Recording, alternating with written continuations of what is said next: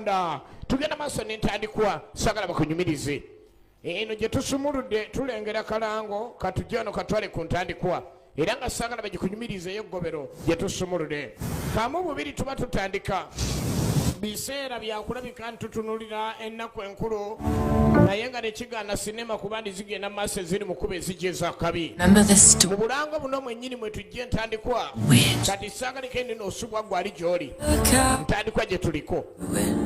And the princess she cursed to sleep forever. Many sights to see. The story became legend. But this is no fairy tale.